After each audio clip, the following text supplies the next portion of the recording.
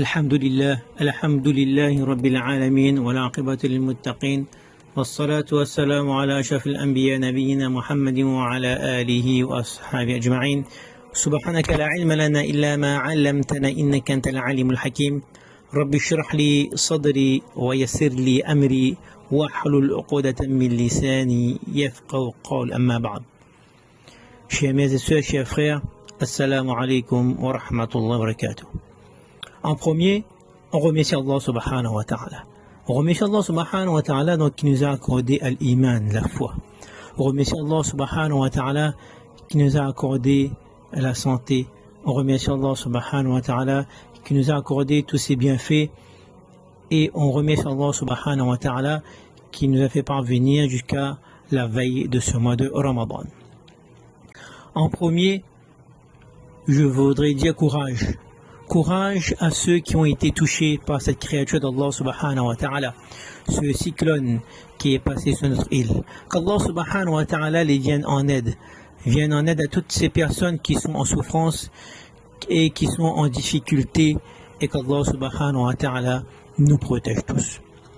Ce cyclone qui a frappé violemment notre île de la Réunion a apporté aussi son lot de biens.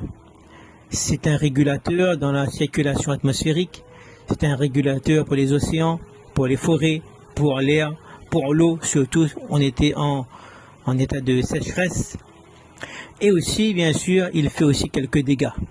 Dégâts dans certaines maisons, certains endroits, certaines routes. Des arbres sont déracinés, des voitures emportées, des familles sont en difficulté ou en souffrance. Qu'Allah subhanahu wa ta'ala nous aide tous. Après son passage, tout est en désordre. Il faut reconstruire. Maintenant, imaginez un autre type de destruction, celle qui touche notre cœur, notre iman, notre foi. Cette destruction vient des péchés qu'Allah subhanahu wa ta'ala et son prophète sallallahu alayhi wa sallam, ils nous ont interdit de s'en approcher et de tomber dans ce piège de shaitan.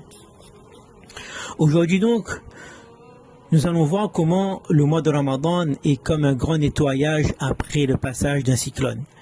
Que cela va nous aider à éviter et va nous aider à nous éloigner des péchés. Le Ramadan, c'est aussi l'occasion parfaite pour nous guérir nos cœurs et nous rapprocher d'Allah subhanahu wa ta'ala. Laissez donc ce mois nous guérir. Avant l'arrivée d'un cyclone, il y a la phase de préparation. On se prépare à l'arrivée de ce cyclone. On met des protections sur les maisons, on range les objets dangereux, on fait des provisions eau, nourriture, on charge bien notre téléphone, on répare les fenêtres, on met à l'abri si on a des animaux, on met à l'abri nos familles, nos biens, etc., etc. Avant le mois de Ramadan, il faut aussi se préparer en s'éloignant des causes des péchés. Nous éloigner de ces habitudes néfastes qui nous éloignent d'Allah subhanahu wa ta'ala. Cela a commencé bien sûr depuis le mois de Rajab, le Mi'raj, rappel de la Salah, le Ramadan arrive, etc. Le mois de Sha'ban avec la nuit, Laylatul Bara'a, la nuit du pardon, où cela va nous aider encore à arrêter, diminuer nos péchés pour bien accueillir le mois de Ramadan. Et comme cela nous avertit que le mois de Ramadan il arrive. Le mois de Ramadan aussi, il ne faut pas oublier que ce moment-là, qui est quand même assez exceptionnel, réunit pour la plupart d'entre nous les 4 piliers de l'islam. Et bien sûr à la fois l'iman, que nous avons tous, alhamdulillah, qu'Allah subhanahu nous garde avec iman aussi, car c'est pas facile aujourd'hui. Deuxième pilier, la salat. Bien sûr, le mois de Ramadan, on se reconnecte avec Allah subhanahu wa ta'ala, on essaye d'accomplir les 5 prières quotidiennes obligatoires. Il y a bien sûr le jeûne de ce mois de Ramadan qui est obligatoire, qu'on le fait. Et pour certaines personnes qui donnent la zakat, le monde obligatoire aussi durant ce mois de Ramadan. Et le 5e pilier qui est le hajj, qui ne peut pas être réuni ici, parce que ça se fait le mois de Dhul-Hijjah et dans un endroit très précis, près de Makkah. Alors, mes chers frères et sœurs, préparons notre iman pour un retour avec Allah subhanahu wa ta'ala. On se rapproche d'Allah subhanahu wa ta'ala en assistant aux dars ou bien en écoutant les différentes dars On assiste qu'il y a dans chaque ville, pour hommes, pour dames, etc. On essaie de participer au travail de la da'wah aussi. On retourne vers Allah subhanahu wa ta'ala par la salat, les 5 prières quotidiennes, avec ces sunnat muakkada qu'il ne faut pas délaisser, que souvent, aujourd'hui, on délaisse. Délaisser les sunnat muakkada sans raison valable devient un péché. On essaie de faire les nafil, les awabin, ishraq, etc., etc. Et si on ne peut pas bien faire la salat, on demande l'aide à une personne de nous corriger. Aussi, il faut demander doigt à Allah subhanahu wa ta'ala. Lever les mains vers les cieux. La dernière fois qu'on a levé les mains, qu'on a pleuré avec Allah subhanahu wa ta'ala, c'était quand? Il faut le faire chaque nuit. Durant ce mois de Ramadan, demande l'aide à Allah subhanahu wa ta'ala. Bien sûr, c'est un mois du Coran, Shahrul Coran, révélation du Coran aussi. Durant ce mois de Ramadan, on renoue aussi avec la lecture du Coran. On commence par les dernières sourates. Si on a des difficultés, demandez de l'aide et ne pas avoir honte. Pour la prononciation de la Suratul Fatiha, il faut bien prononcer. On ne dit pas Alhamdu, on dit Alhamdu, etc. Il y a certaines erreurs qu'il ne faut pas faire lorsqu'on lit la Suratul Fatiha. Il faut faire très attention à la prononciation de chaque lettre. Exemple de quelques péchés à se débarrasser durant cette phase de préparation. Bien sûr, en premier, il y a le shirk. Associé à Allah subhanahu wa ta'ala dans l'adoration. Tout comme on renforce une maison avant un cyclone, on doit renforcer notre iman, notre foi dans l'adoration sincère à Allah subhanahu wa ta'ala. Correction de nos croyances, de notre niya. Il faut faire attention au shirk évident et surtout au shirk caché. Lorsqu'on prend un médicament, on dit mais il prend tel médicament parce que ça les bon, ça les sûr donne la guérison. Non. On va prendre tel docteur parce que tel docteur là, il donne bon médicament et guérit. Non, c'est Allah subhanahu wa ta'ala qui guérit. C'est Allah subhanahu wa ta'ala qui nous donne à manger. C'est Allah subhanahu wa ta'ala qui fait. Ce n'est pas l'argent qui fait, c'est Allah qui fait. C'est Allah qui donne la santé, c'est Allah qui donne la maladie. Croyance en Allah subhanahu wa ta'ala. Autre péché qu'il ne faut pas tomber dedans, que beaucoup malheureusement aujourd'hui tombent dans ce piège de shaitan, c'est la sorcellerie, la sihr. Certaines personnes cherchent des solutions interdites aux problèmes de la vie. Avant le mois de Ramadan, purifions notre confiance en Allah subhanahu wa ta'ala. Car c'est un très grand péché, la sorcellerie. C'est un péché à bannir. Un péché très grave, car elle repose sur l'association d'autres entités à Allah subhanahu wa ta'ala et cause la destruction dans la société. Cela fait partie de ces péchés destructeurs que le prophète sallam nous a dit. Abu Hurayrata radiyallahu an Abi Hurayrata radiyallahu anhu anna Nabiya sallallahu alayhi wa sallam qal ijtanibu sab'a mubiqat, évitez ces 7 péchés destructeurs. Qalu ya Rasulallah wa ma hunna, ils demandaient à Allah subhanahu wa ta'ala, mais c'est quoi, c'est qui, c'est quoi ces péchés là? Ash-shirku billah wa sihr, la sorcellerie, le shirk, wa qatl an-nafs allati harama Allah illa bil haqq, wa aklu riba, wa aklu mal al-yatim, etc., etc., etc. Donc pendant le mois de Ramadan, c'est un moment de se purifier et de s'en remettre uniquement à Allah subhanahu wa ta'ala. Il y a l'exemple de l'histoire des magiciens, ces sorciers de Pharaon qui, après avoir vu la vérité apportée par Moussa alayhi salam, ont abandonné la sorcellerie sur le champ devant tout le monde et accepté le message de Moussa alayhi salam malgré la menace de mort. C'est quand même extraordinaire. Plus de 40 magiciens qui acceptent devant tout le monde le message de Moussa alayhi salam. Deuxième fin, c'est la purification. Nettoyer son cœur de ces péchés-là. Pendant le cyclone, c'est comme un nettoyage, va purifier les eaux, va purifier la pollution, l'air va enlever cette pollution. S'il y a des maladies, on a déjà vu, les scientifiques disent aussi que ça enlève les virus, les maladies. Nettoyage dans la forêt par les arbres faibles ou les arbres morts, ils s'en débarrassent. Purification des ravines, toute cette pollution qu'il y a dans les rivières, c'est nettoyé, etc. Et après un cyclone, bien sûr, il y a des dégâts partout. On doit nettoyer les rues, enlever les déchets, assainir l'eau, etc., etc. On n'utilise pas l'eau pendant quelques jours, ça doit être nettoyé. Mais pendant le mois de Ramadan, on doit nettoyer notre cœur et notre comportement. Si on n'a pas pu le faire avant le mois de Ramadan, il faut essayer de le faire. Et surtout nettoyer notre langue. Le mois de Ramadan est une occasion de travailler sur notre patience et notre contrôle de soi. Purifions notre langue du mensonge, de la médisance, qui sont des péchés qui détruisent les relations et causent du tort à autrui. عن أبي هريرة رضي الله عنه أن الرسول صلى الله عليه وسلم قال من لم يدع قول الزور والعمل به فليس لله حاجة في أن يدع طعامه وشرابه رواه البخاري. Le prophète dit en ce sens que celui qui ne délaisse pas le mensonge et les mauvaises actions, Allah subhanahu wa ta'ala, il n'a pas besoin qu'il délaisse sa nourriture et sa boisson si on ne délaisse pas les péchés. Il y a le jeûne du ventre, il y a le jeûne des membres. Tous les membres doivent jeûner. Jeûner, si on diminue le péché. La taqwa, c'est ça. Diminuer le péché, arrêter le péché et augmenter les bonnes actions. Il y a cette femme au temps du prophète sallallahu alayhi wa sallam qui priait beaucoup, mais nuisait à ses voisins par ses paroles. Et là, le prophète sallallahu alayhi wa sallam, il a dit en ce sens qu'elle n'irait pas, c'est-à-dire qu'elle irait en enfer si elle ne changeait pas. Donc c'est très grave. Il faut qu'on cultive aussi l'humilité, car l'orgueil et l'arrogance sont des pièges de Shaitan, des pièges de l'âme. Le premier péché commis par Shaitan, Satan, le diable, c'est qu'il a refusé de se prosterner devant Adam alayhi salam lorsque l'ordre d'Allah est arrivé. Par orgueil, il se sentait supérieur aux autres.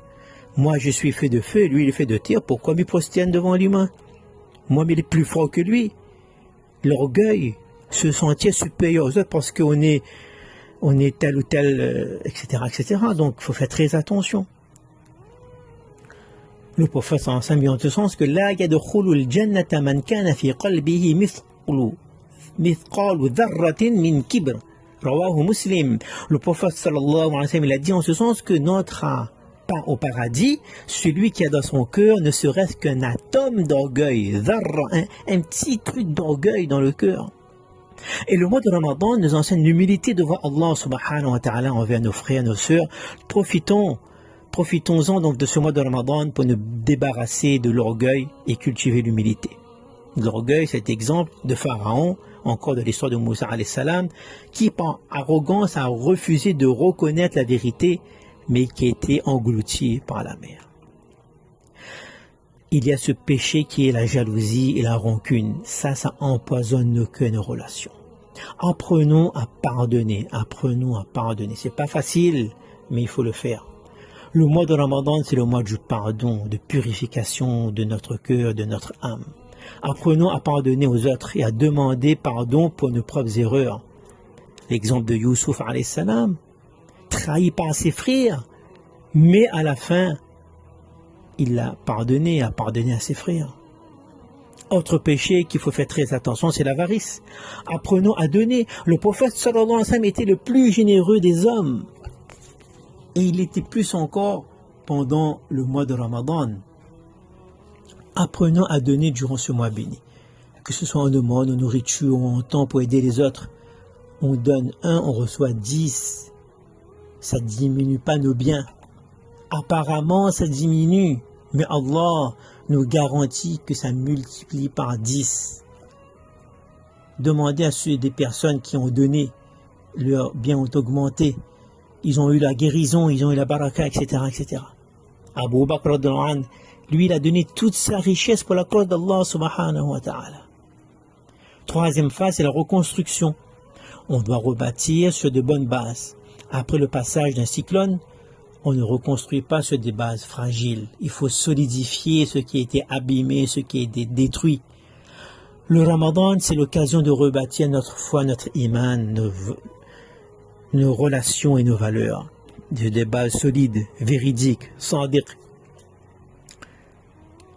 Des exemples de péchés à éviter durant cette phase, il y a le riba, l'intérêt et l'usure. Le mois de Ramadan nous apprend à être honnête dans nos finances et à éviter les injustices économiques. Purifier nos finances à partir de bonnes bases. On purifie nos finances avec la zakat. On ne va pas l'empoisonner avec l'intérêt. Ce poison économique et l'intérêt, c'est sévèrement condamné par Allah subhanahu wa ta'ala. Il va créer l'injustice et l'exploitation. Allah subhanahu wa ta'ala, il dit dans le Coran, الذين يأكلون الربا لا يقومون إلا كما يقوم الذي يتخبطه الشيطان من المس. Que ceux qui mangent de l'intérêt ne se tiennent pas au jour du jugement que comme se tient celui que le toucher de Satan a bouleversé. C'est l'ami de Shaitan. Profitons de ce mois de Ramadan pour nous éloigner de ces péchés-là et rechercher des moyens illicites de subsistance. Autre péché qu'il faudrait abandonner, c'est la consommation d'alcool et de drogue. Malheureusement, notre communauté est touchée à tous les étages, petits, moyens, grands, âgés, etc. Que ce soit l'alcool, que ce soit la drogue. Ces substances détruisent la vie, comme un cyclone qui détruit une maison, un quartier, une ville. Le mois de Ramadan nous aide à les abandonner, ces addictions.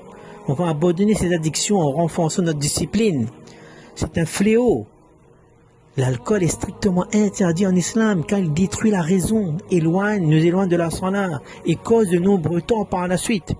Allah subhanahu wa ta'ala, il nous dit dans le Coran, Ya ayyuhalladhina amanu, ô vous les croyants, innamal khamru, le vin, wal maysiru, les jeux de hasard avec mise, wal ansabu wal azlamu rijsum min amali shaytan fajtanibuhu la'allakum tuflihun. Tout ça là, il faut. Écartez-vous, ne vous approchez pas de cela si vous voulez réussir. Le mois de Ramadan est une opportunité pour rompre définitivement avec cette mauvaise habitude, ce péché-là. Lorsqu'Allah subhanahu wa ta'ala il a révélé l'interdiction de l'alcool, les compagnons, ils ont immédiatement renversé leurs réserves dans les rues et ils ont dit, on accepte l'ordre d'Allah subhanahu wa ta'ala immédiatement. Donc, il faut faire attention de ne pas tomber dedans. Même parfois on dit, on va essayer par l'influence de quelqu'un, il faut goûter, etc. Même la bouteille qui ressemble, il faut faire très attention. Parfois on met des bouteilles qui ressemblent au champagne, disons, mais c'est juste de raisin. Il faut faire très attention parce qu'une imitation après va amener, on ne sait pas, il faut faire très attention. Donc demander à l'aide, demander droit avec Allah subhanahu wa ta'ala et surtout de demander l'aide si on ne peut pas s'en sortir, car cela va amener d'autres péchés. Enfin, dernière phase, c'est le renouveau. Sortir du monde Ramadan, purifier. Après un cyclone, la nature reprend ses droits. Les plantes repoussent. La vie reprend son cours avec un nouvel espoir. Après le mois de Ramadan, nous devons sortir transformés, plus forts, plus proches d'Allah subhanahu wa ta'ala. Quelques exemples de péchés aussi, à ne plus continuer à le faire. Il y a le vol. Parfois on vole. On ne parle pas assez, mais il faut faire très attention à ça. Et le mois de Ramadan nous apprend la satisfaction et l'honnêteté. Il y a notre péché aussi qui est très grave, très répandu. C'est le zina, l'adultère, la fornication. Parfois on est en couple, on amène une autre personne dans notre couple juste pour astaghfirullah. Tout comme un cyclone qui détruit une maison, un foyer, une famille. Ces péchés détruisent des familles, détruisent des enfants, détruisent tout. Et le mois de Ramadan nous apprend la maîtrise de soi et la fidélité. Ce mot est très important, être fidèle. Youssouf alayhi salam, il a failli tomber dedans. Mais il a demandé l'aide à Allah subhanahu wa ta'ala. Souvent on est tenté de tomber très facilement dedans. Mais il faut résister, Allah subhanahu wa ta'ala nous ordonne de se préserver, de préserver notre chasteté. Le zina, c'est un très grand péché qui affecte notre spiritualité, qui affecte notre famille. Le zina du regard, de la bouche, des mains, etc., etc. Le mois de Ramadan nous rappelle l'importance de la pureté, de la fidélité, du contrôle de nos désirs. Faisons de ce mois une étape vers une vie plus pure, éloignée des tentations et des mauvaises influences. Il y a l'histoire, vous savez toute l'histoire de ce jeune. Au temps du prophète, imaginez un jeune, il vient voir le prophète d'Allah et lui demande la permission de commettre le zina. Aujourd'hui, personne ne demande pas permission, il fait, moins jeune, 8 ans, 7 ans, 15 ans, on est marié, on fait venir notre personne de notre couple juste pour avoir un peu de sensation, na'udhu billah, si vous savez vraiment ce qui se passe. Astaghfirullah.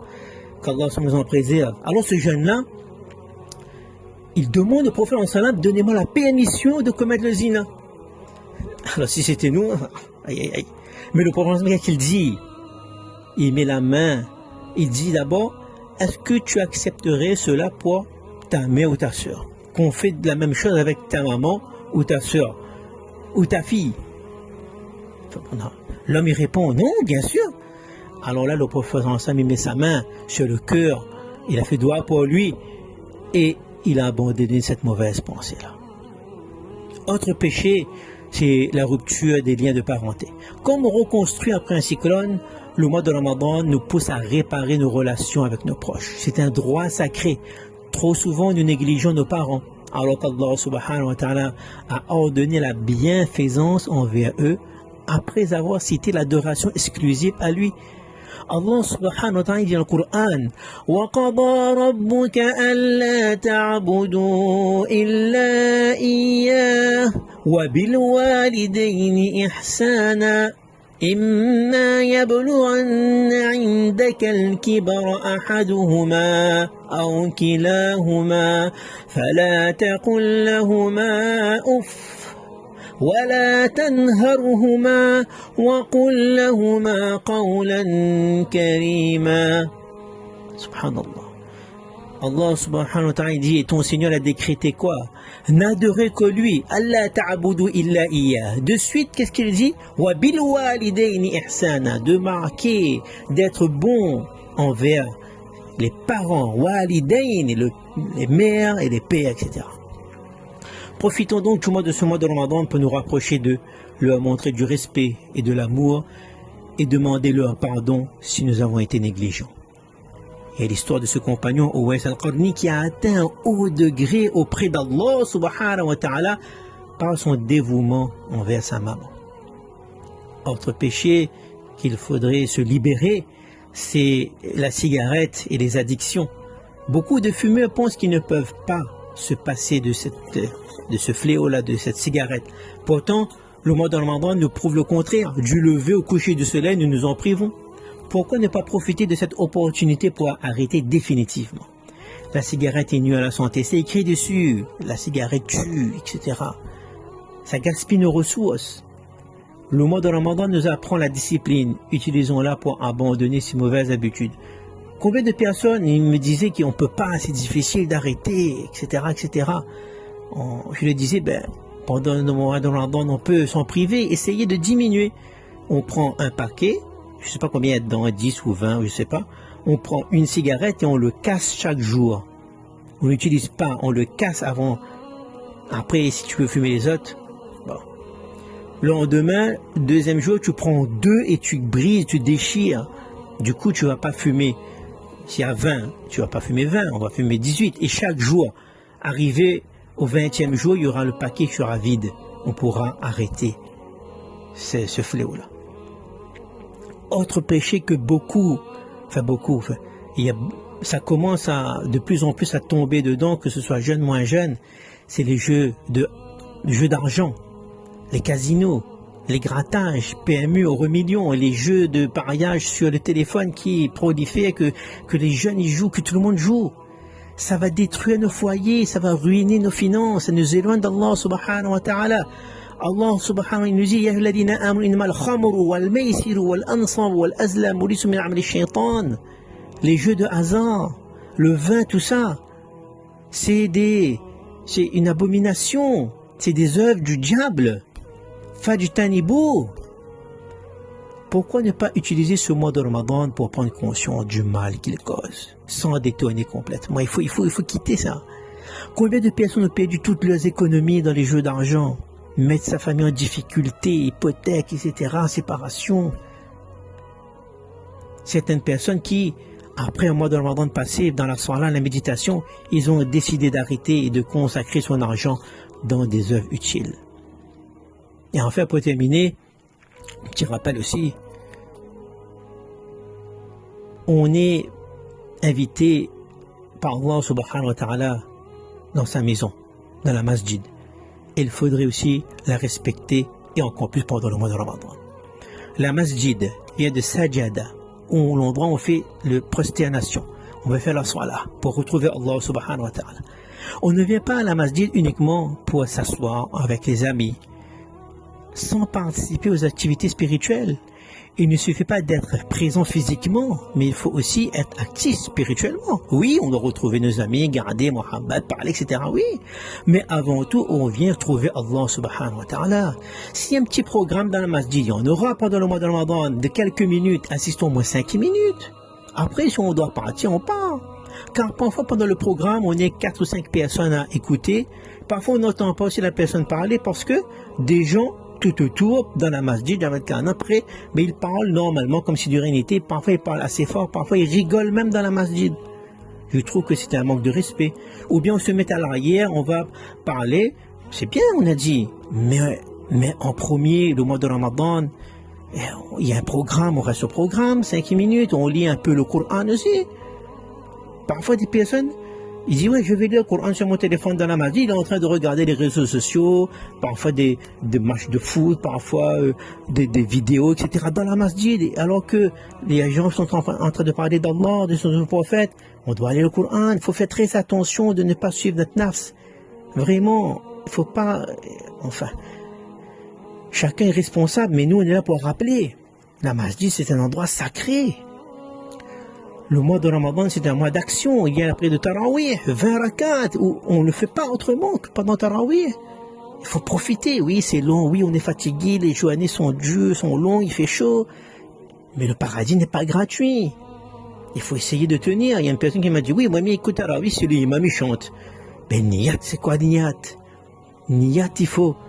On fait pour Allah, on fait pour soi. On a besoin de ça. On a besoin de Tarawih, des lectures du Coran, du dhikr. Donc profitons de notre présence dans la masjid pour nous rapprocher d'Allah subhanahu wa ta'ala. Il y a cet exemple, un compagnon du prophète parfois venait à la masjid, il restait au fond à l'arrière sans participer. Et là le prophète fait juste un rappel, il s'est impliqué dans les prières nocturnes et a ressenti un goût spécial. Donc on est là juste pour rappeler et Inch'Allah on va mettre en pratique. Donc Allah subhanahu wa ta'ala, il nous permet de comprendre ces paroles. Nous avons vu que comme un cyclone, les péchés détruisent notre foi, notre relation avec Allah subhanahu wa ta'ala. Comme un cyclone détruit certaines choses, les péchés aussi, ils détruisent beaucoup de choses. Le mois de Ramadan, c'est une opportunité unique, exceptionnelle de purification, de reconstruction, de remise en question, tout ce qu'on veut.